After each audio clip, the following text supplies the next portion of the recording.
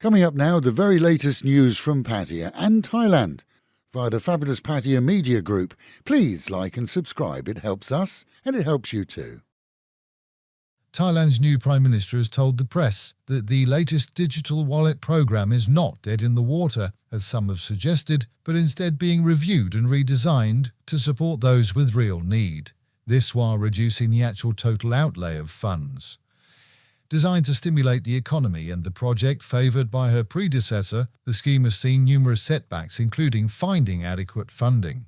This as she also denied that her father is hoping for a political position, but she did go on to claim that he's a valuable asset to the nation's growth.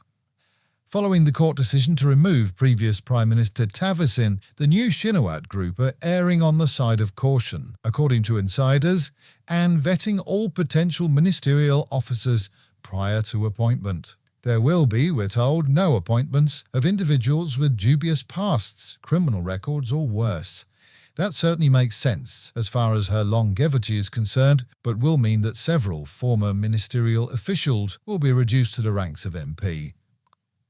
Former Deputy Prime Minister and Minister Anutin spent time this week visiting areas susceptible to flooding in Kanchanaburi. This as teams work to establish an anti-flood program ahead of further issues.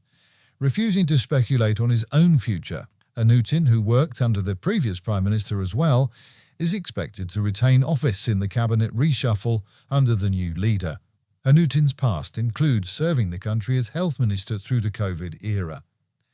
As of this week, all retailers of tobacco, that's shops, stores, petrol stations, bars and more, must display a regulated sign in a visible area that's been designed by the Department of Disease Control.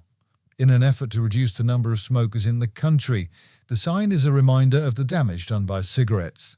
Available as a download from the Tobacco Products Control Committee website, failure will result in a 5,000 baht fine.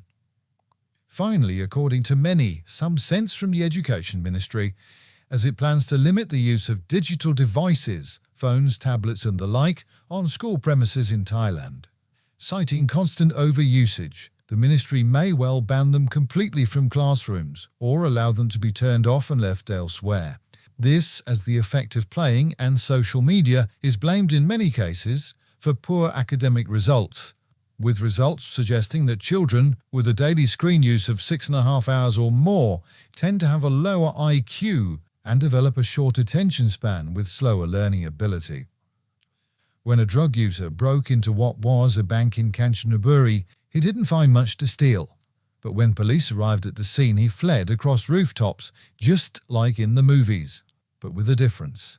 Unlike Tom Cruise, as he jumped from one building to another, he slipped and fell into a gap between shops that was only 50 centimetres wide.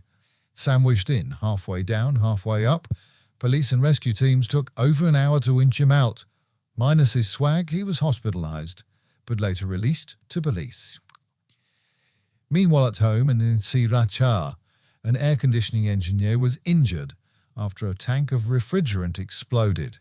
Multiple cases of similar occurrences around the world show that the liquid gas tanks used to service AC have regularly exploded in heat, such as experienced this week here, and operators are being warned to store tanks out of the sun. In this case, the tech was fortunate to have only minor injuries. Around the world, people have lost their lives in similar accidents. Soi Six sees more than its fair share of violence recently, often between local employees and intoxicated foreigners, but this week saw a German taking a pasting from another foreigner in a row over women of the night.